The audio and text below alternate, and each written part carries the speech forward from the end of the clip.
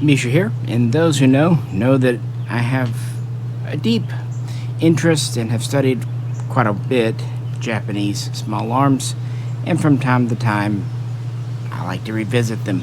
And recently a batch of Nambu pistols came in, so it got me thinking. Now, this is probably the Nambu most think of, and that's fair because it was as close to a standard issue sidearm as the Japanese military had, and they produced by far the most of these. This is the Type 14. But in this video, we're going to talk about the infamous Type 94 Nambu, which in some ways is actually more of a Nambu than the Type 14. And that little cold open there, that's obviously what makes this pistol famous. But I'm going to explain why it's really not an issue, but this gun does have issues. This is a very standard 1944 production example, which is really the height of when they made these. They were only ever made at one factory, and even though collectors have been slow to really pick up on the Type 94, it's really an interesting piece of engineering.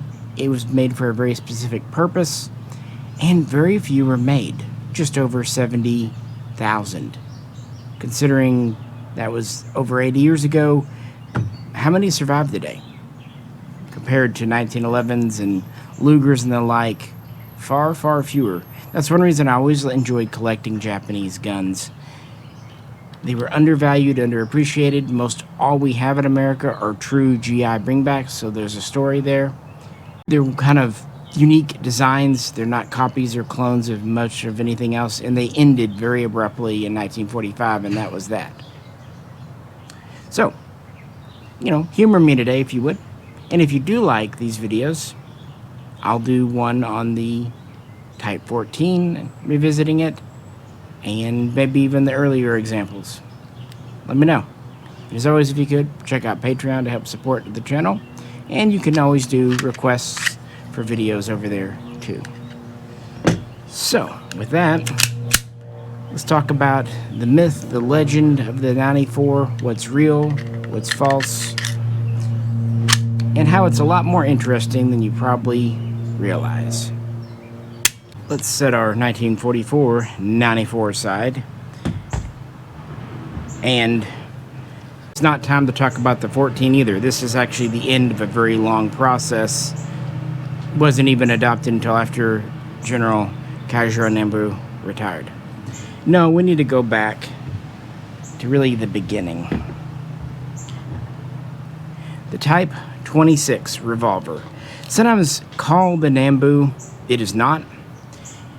It was Japan's first domestically designed and produced handgun sidearm, dating back to the late 19th century. It's a top break action, firing a 9mm round. It's pretty much kind of based on a Schofield, the Smith & Wesson, Austrian Rasgasser, all combined. It's a double action only. I hate dry firing old guns, sorry. And for what it is, it's pretty good. This was originally intended for cavalry, and the Japanese adopted an officer model like the British, where basically they would purchase their own guns from an approved list, kind of at their version of the PX, the store. Sometimes NCOs and lieutenants would be issued guns, but typically they would just buy one from the approved list and go from there. They would be using foreign guns, but as time would go on, they would subsidize Japanese domestic guns, making them cheaper and trying to just bolster the industry. In production of the Type 26 was quite limited in the beginning. These were all made at the Tokyo Arsenal. They were standard in World War I. This one here, because it's got these grips, is a pre-World War II refurb, and they would serve through the war, but they would make fewer than 60,000 of these. We're not going to go into Kajiro Nambu's biography in this video, but suffice it to say that he is often called the John Browning of Japan, and he really worked on all kinds of guns, but seemed to have a thing for self-loading guns, making what we know of today as the Grandpa and the Papa Nambu and the baby right here. And I'm bringing it out for this video because it's really the first small-scale gun. The Type 26 we looked at, about 2 pounds, about 9 inches long. It's a revolver. This here is about 6 3/4 long and just under 1.5 pounds unloaded. It's a scaled down 3/4 replica basically of the full size Papa Nambu, the Type 04, which was used by the Japanese Navy. This was never officially adopted, but it was an approved handgun, and it was very expensive. It held 7 rounds in the magazine of an interesting 7 by 20 millimeter bottleneck round. Essentially, it was 32. But interestingly, it's a lock breech gun. Yeah, grip safety, there you go. A lot more time and effort went into this than it was worth. And even though they only built about 6,500, a lot survived today, and quite a few are in good shape because, well, this was more of a highfalutin gun. I doubt very many of these were actually used in combat, but it was the first kind of small scale they went to. And the Papa was produced in larger numbers, 9,000, 10,000 or so. And the Type 14, it was adopted, and it was actually one of the last guns in the old naming convention in the 14th year of the Taisho Emperor, which was Hirohito's father. It was actually adopted up before he passed away. Nambu did work on this himself, but he would retire in 1924 before it was ready to go, actually opening up his own private company as a lieutenant general, the Nambu Rifle Company. The last couple of years, his apprentices, understudies, literally a committee would finish this design. That's why the safety is, shall we say, not the best. But this is about as big and heavy as the Type 26. It's just over 2 pounds, just about 9 inches long, and it does fire the 8 by 22 cartridge, which was made a little more potent. The original ones for the original Papa Nambu were around 950 FPS out of the muzzle. The updated round was about 1,050 SPS out of a muzzle, so a little bit more oomph because it's a little stronger gun. It was better. It still used a striker system, which was a mixed blessing. Really nice triggers on these, but the firing pin was so problematic and known for breaking that it's one of the guns that was actually issued with a spare firing pin in the holster rig. It also had an issue where the original ones did not have, and basically out of battery safety. If you took a mag out, the trigger would still pull, which led to issues. So they actually did a retrofit in 32 and added the mag safety. Always tinkering with the striker firing pin system and never got it right. On the other hand, it was accurate. It had its pros. Very ergonomic gun, very nice gun, but they knew they could do better. And Kajiro Nambu would begin working on this design, at least the concept of it, as far back as 1929, to really address issues already coming out with the 14 and kind of based on what the Japanese military was seeing after they invaded China, Manchuria, all that kind of thing. It was a private venture, but based on the military need. I mean, he was obviously well connected, even retired. So he went through several iterations, and the prototype that would become this gun was already, by 1934, was tested that year and officially approved towards the end of that year. But it didn't look like this. Like I said, this is a 1944 example. The prior Nambu, Type 14, like I said, was named after the 14th year of the reign of that individual emperor. But the system would change. With Hirohito, the Showa era, items would be designated based on the year of the Japanese calendar. As I said, this was officially selected, adopted, approved at the end of 1934, which was the year 2294 in the traditional Japanese calendar. Back in the day, since this was a private venture from Nambu at the Nambu rifle factory or the Chuokogyo factory, it was sometimes said that this was developed for a foreign customer, South America, but it doesn't seem to have been. This was for the Japanese military to really address issues experienced with the 14 here. For example, size and weight. We already talked about 9 inches and about 2 pounds. Well, the 94 is about 7 inches and not much more than the baby Nambu, frankly, at 25, 26 ounces, so, pound and a half, give or take. It also has a smaller grip with a 6-shot mag instead of 8. It does still fire the standard 8x22 Nambu round, even the updated one for the 14, so that's nice. 3 3/4 barrel, so, short, but not super short, whereas the 14 has about a 4.6, 4.7 inch barrel. And another goal behind it, it needed to be cheaper, faster, easier to mass produce than prior designs. Looking at you, baby Nambu. The small size and everything was done because it was hoped this would go for Japan's increasingly mechanized military.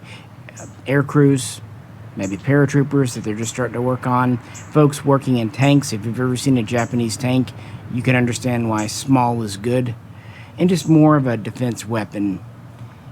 And let's not forget that in Imperial Japan, a handgun in and of itself is a badge of office. But then again, that's also taken up by swords. This was meant to be a little more practical in tight spaces, and in that sense, it achieved its goals. It also had a more reliable firing system. It got rid of the striker, went to an internal hammer system. That's good. And unlike the 14 that had to have the magazine disconnect safety, this had one built in from the get-go. So they're actually very, very similar. Still kind of what we think of as a Browning-style mag release, and a much better placed manual safety compared to the 14 as well. You can easily flick it with your thumb, which makes sense because the safety on the 14 was definitely added later on. So what's the problems, and what's the deal with this whole thing here? Why is it there? First, let's talk about production. Yeah, it was adopted at the end of 1934, but pistols actually weren't made that year, or even for the first half of the following year. The first dates we see are 10.7, which is July of 1935. And these all come from Nambu's factory at the Chuokogyo or the factory at Kakibunji. There was a major kind of reworking of the system in 1936, so your 11 data guns, we see this with Type 14s as well, and some markings will change. It wasn't until after this that really production got going, so it's really hard to find a kind of first variant. The next year, 12 in the calendar, 1937, we'll see some changes. They'll actually mess with the checkering quite a bit. The original guns had very finely checkered grips, and then they went to very coarse checkered grips. These are kind of what we think of as Bakelite. Not really Bakelite, but, synthetic hard grips. Another improvement over the, Type 14, you might say. And it has pretty high-grade blued finish. And if you do find early examples like this one, because they all went over to China, they're going to have wear and tear. Now, these were, again, mostly private purchase. They weren't officially adopted so much as approved, selected for use by officers. 1939 into 1940, we see some other changes. For one, the checkering, again, kind of goes to an intermediate style.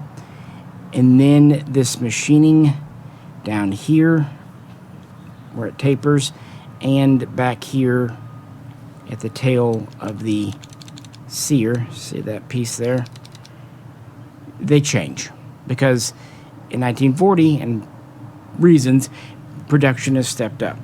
So we move to our next variant here, and you see where they quit machining this here to save time, and also the tail back here no longer has that ridge on it, just making it a straight piece. This is a 1941 example, not too long before Pearl Harbor. The quality is very good, bluing.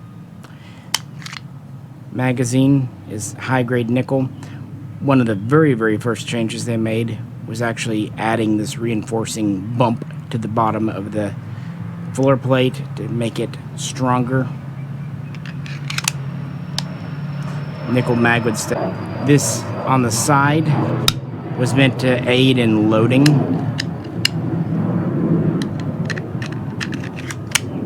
We have basic notch sights. They're not adjustable, they're set at the factory. That's it.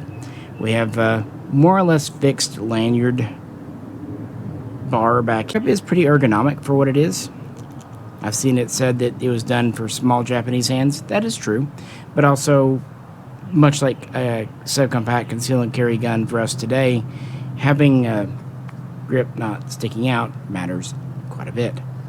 So production standards were very high for the first bit until, of course, war in the Pacific kicked off. So in year 17, 1942, they would again bump up production, and they would find other ways to speed up manufacture and save resources. As we come back to this one, early 44, pretty common year, because in year 18, 1943 is when really production steps up.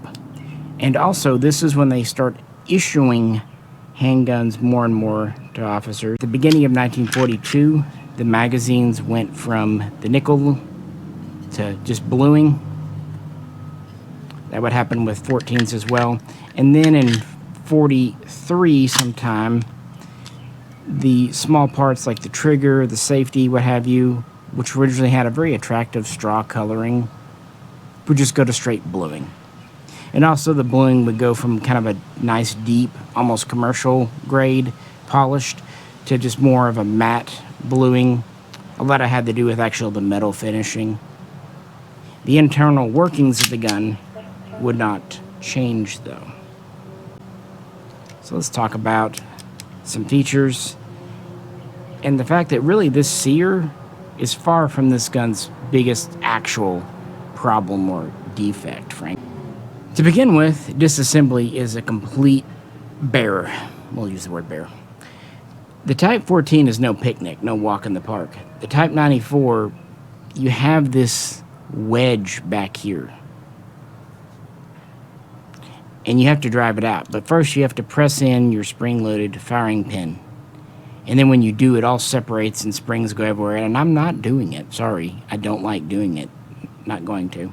You can see our firing pin back here. It is stronger thanks to the hammer system, but because it does run through the disassembly wedge, it gives it a bit of a weak point in the firing pin that it wouldn't otherwise have.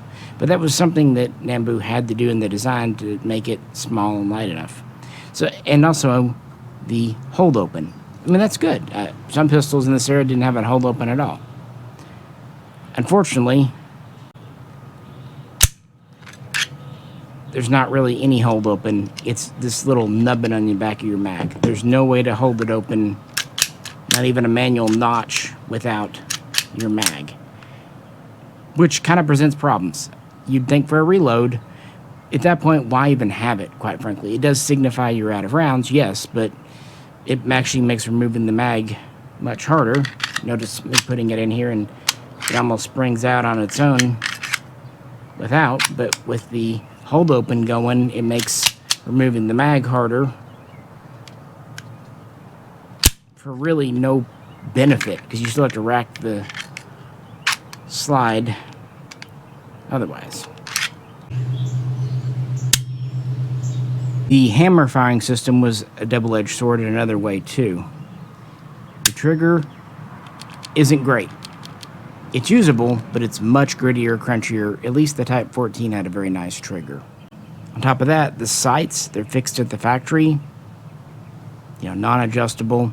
That's great if they're made correctly, but if something's off kilter, there's really no way to deal with it. Also, this manual safety, even though it's actually quite well placed, this one's still quite tight, but they can get loose because it's just kind of held in with tension and a detent. And if you go to use it, see the sear coming out there. So it had issues, but is the sear bar really one of them? How are these carried? Like many other handguns of the WWII, in a leather holster, either pigskin or cowhide, but leather. Although late war could be in a type of canvas. We have a couple of loops back here for a shoulder strap.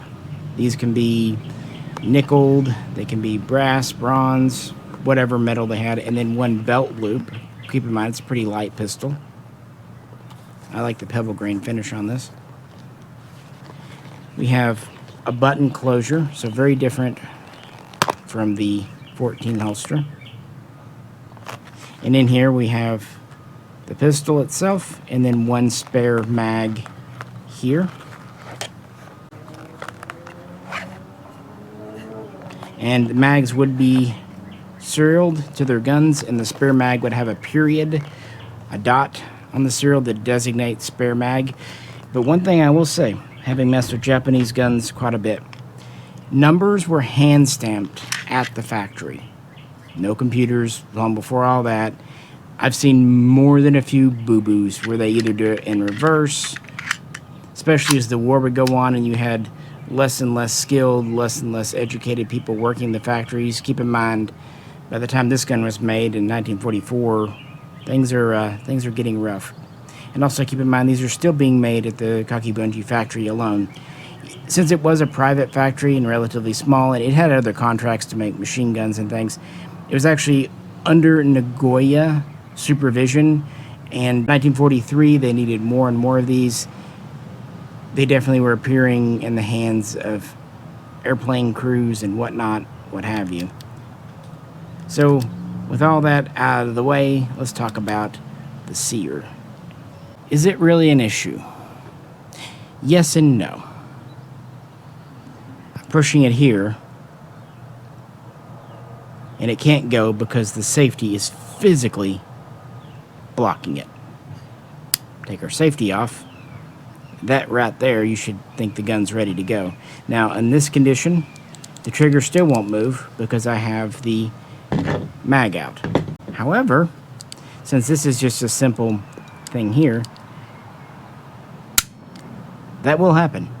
It bypasses the magazine safety, which isn't great. But the truth is, this is a very flush fit thing. So just pushing it on a table isn't gonna happen. I've also seen some say you could press and release the magazine. You can, it sticks out a little bit, but the grip, the way it goes around, not so much. This does not seem like it would have been a danger to the Japanese in its holster while being carried. For one, the safety would be on, and for another, an air crew or even a tank crew would probably carry it without one in the chamber. That seems to have been common doctrine. Even if you racked one in the chamber, say you get on the battlefield, your safety would be on unless you're ready to use it. And at that point, no safety, one in the chamber. I would consider any handgun to be dangerous, and you need to be very aware of where you're pointing it. But before we go on to what Japanese soldiers may or may not have actually done with that feature, as it were, let's talk about the second half of production. From 1935 to 1940, guns look like this. Nice machining here. Originally this had very nice bluing, nice nickeled magazines.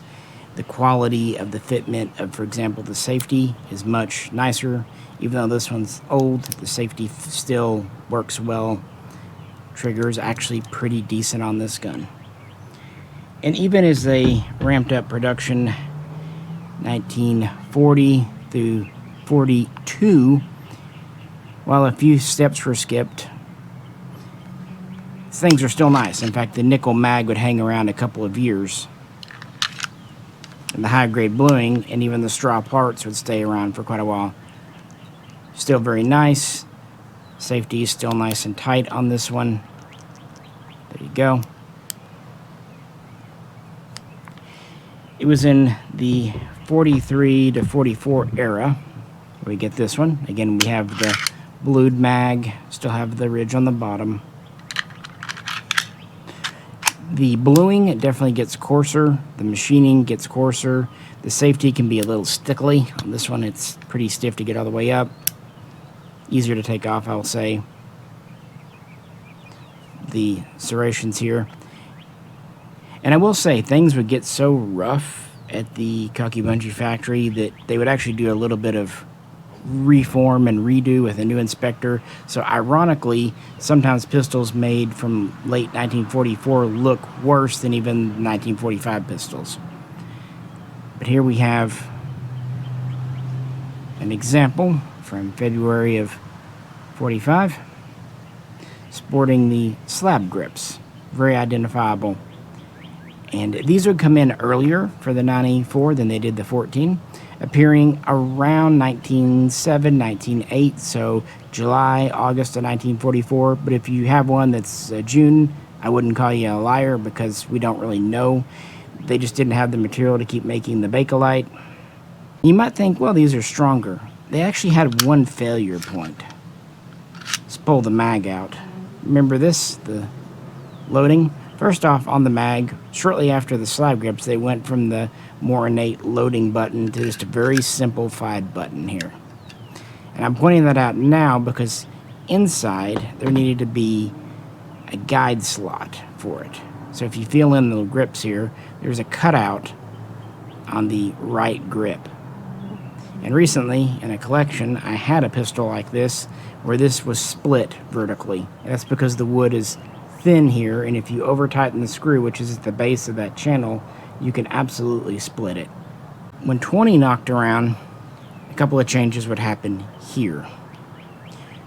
We would get simplified rear sights, just nubbins, although the front sight would stay almost unchanged. Other machining would be simplified, like here on the trigger guard. And then, in either January or February, we get the slab cocking handle. Just a simple serrated block. It's the same basic piece as we've seen here. It's just not rounded, machined out, dished out. This saved a little bit of metal and quite a bit of machining. And the last major kind of simplification expediency was a shorter wood grip.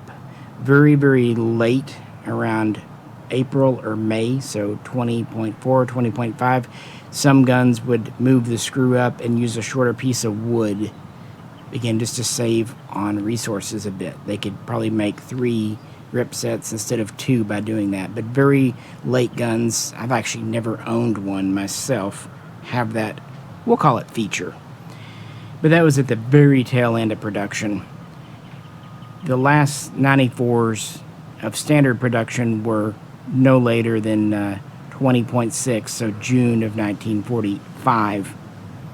And then you have what they think of as the last ditch series, which were June, maybe into July at the very last month. This is where the Nambu factory, Kakibunji, was basically just assembling them from whatever parts they had on hand.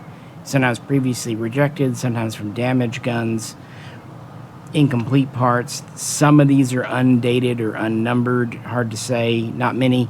But this last ditch period of throwing them together with whatever parts was very brief because obviously this is after Germany surrenders. Japan's still fighting on and has plans to keep doing so. So they are keeping production going, but a pistol like this, that's not a priority anymore. Even the 14 will soon end. No, rifles are the deal. In total, they built over 71,000, under 72,000 based on serials that we've seen. So more than the Type 26, but about 194 was built for every 4 Type 14. So what about the myth, the legend? One reason I'm doing this video is my original video that had a word that YouTube didn't like, I think was either age restricted or taken down, and I just felt like talking about it again. And I'm not going to point it at myself because even though we know it's unloaded, I'm just not going to do that. But there was a myth that a Japanese soldier would try to surrender, point it at themselves, and shoot themselves.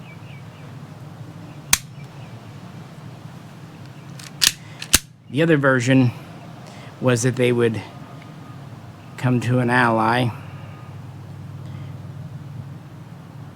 and act like they're handing the gun over and point it. Both of these scenarios are complete bunkus. And whereas I would say a lot of times, well, in war, there are crazy things that happen, I've never seen one documented case of that actually happening, because no Allied soldier is going to let a Japanese soldier with a handgun get that close, no matter where it's pointing. That's not easy. You're going to either throw your gun on the ground, put your hands up. It's not going to be in your hands. That is absolutely a story that a father or grandpa made up to entertain his kids, to explain why this weird feature was here. That is 100% just lore. It didn't happen. No soldier would have allowed it, because they knew the Japanese, they knew their enemy, and they knew that they were intelligent, cunning, and other things. You know, there were a lot of things going on. They weren't going to let them get that close with a pistol. And that's to say they even thought, the Japanese even thought about it. I don't think they did, because this whole feature was done because it had to keep the gun this size. And other guns have had it too. Famously, the Luger does. This is far from the only gun with an exposed sear. It's just that it's more apparent, easier to access, and it just kind of became one of those FUD lore things years ago, and it's dying down now, thankfully, but for a while there. And some people think that Nambu was maybe an idiot because it was an oversight. No, he knew it was there. He knew it could happen, but he was designing a pistol for a purpose. That's the way to do it. And besides, it had 2 other safeties, and on top of all that, was usually carried without one in the pipe.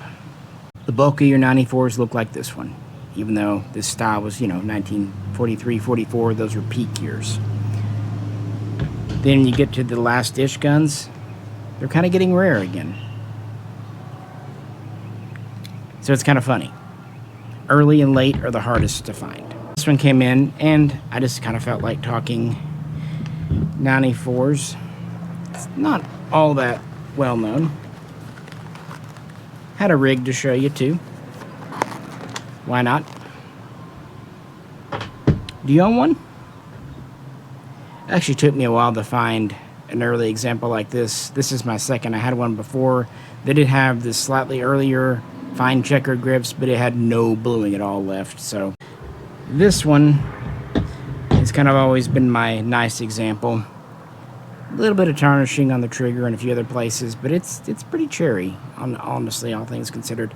And I will say that most of these, because of their use in the war, if you go to sell and people ask about how's the bore, usually pretty good, because they weren't fired that much, and the Japanese took care of their weapons because, well, that was their mentality.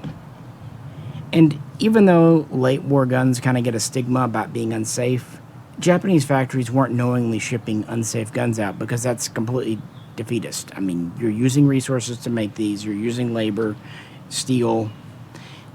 You're going to at least make a gun that's usable, otherwise what's the point? So unless you're just talking like last ditch of the last ditch made in July of 45, even those are probably fine, but earlier ones like this While they're not pretty, I will say the sear does protrude a bit more, so this might have been one that was more kind of problematic there. The safety is a little jankier on this one too, a little slippy. Other than that, and kind of cosmetically bleh, they were still useful and probably about as accurate and reliable as ever. And even though the trigger was kind of crummy on these, they were known for being reliable. That wasn't an issue like they were a Jam-O-Matic.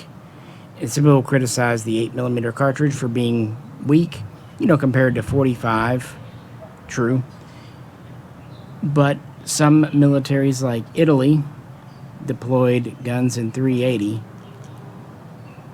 and some militaries still deployed revolvers in .38 like Britain. So we kind of judge everything based on 45 ACP, but the truth is that was on the higher end of things. And so I don't think the cartridge is particularly horrible, considering close range defense that these were expected at, and this was pre-body armor, especially on Pacific Islands where people aren't wearing thick clothing for the most part. But I'm not going to pretend like it's super powerful. It's kind of in that mix, guys. It has a reputation today, but I think in a lot of ways the 94 was a pretty modern gun. The idea of a compact self-defense gun was kind of ahead of its time in a lot of ways. And everything else from a collecting standpoint, it's a mechanically fascinating design. Not that many were made. Most of them in America came back with GIs. And not that many survive today. That said, you can usually still pick one up, a nice example, and they usually are serial matching, except for maybe the magazine, just because of how difficult they are to disassemble. So I guess there is one benefit to that. It's kind of a cool piece of collectible history that people haven't really caught on to quite yet. And as you saw in this video, there are at least a couple of interesting generations and variants lined up to wrap up. No, I think the 94 did exactly what Nambu and the Japanese military wanted. It improved upon the 14 in size and weight. It fixed the striker. And overall, it did have a better safety and safety system. And considering its relative small size, it did hold 6+1. Sufficient for that day and time, at least equal to a revolver. And it was cheaper, faster, easier to mass produce, requiring fewer resources, and it did use some more modern manufacturing techniques, i.e. the synthetic grips. Keep in mind, in the 30s, that wasn't all that common. In fact, the 1911 was just switching over from wood grips to synthetic bakelite, hard rubber, what have you. I think it's neat. I think it's far from perfect, but I think it's not something any collector of World War II memorabilia should overlook, because it was very important in so much as that Japan made it and used it in large numbers. And that's one thing to also note about Japanese production. America made things in the millions. So did Germany. So did Russia. But Japan manufactured things not even in the hundreds of thousands sometimes, but in the tens of thousands. In some ways it's remarkable they did as much as they did with as little as they had, being an island nation on top of all that. And that's not to say I admired the Japanese. They were the aggressors. They weren't forced to attack Pearl Harbor. They had other avenues. They did their thing. And what they did in China and Korea is horrific. I want to be very clear about that. However, that doesn't stop me from studying and appreciating their small arms. So if we did that, we would not enjoy any guns, because in war, no one is completely guilt-free. But no, I just really like talking Japanese guns, and if you like this, let me know, and maybe we'll visit another one next time. But I had to kind of redo this anyway, since my original video didn't pass muster with YouTube's more current censors for reasons that are probably pretty obvious in words that they don't like you saying now. Like I said at the beginning, please do like, share, and subscribe. Like to help us out, check out Patreon. I do these historical videos purely out of love and enjoyment, because they're not going to get a ton of views. I know that, but everyone who does view it, you are greatly appreciated and noticed. This is Misha. Catch you very soon.